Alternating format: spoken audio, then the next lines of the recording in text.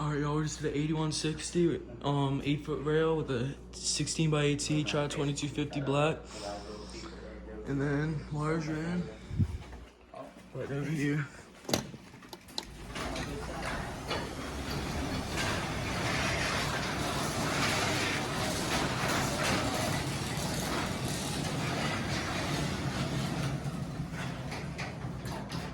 And then he has 2 remotes.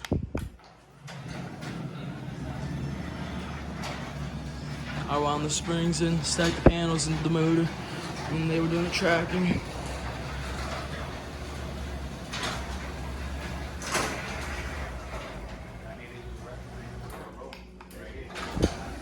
Wires we redid. Sensors down here. That's just the chain rubbing against the trolley.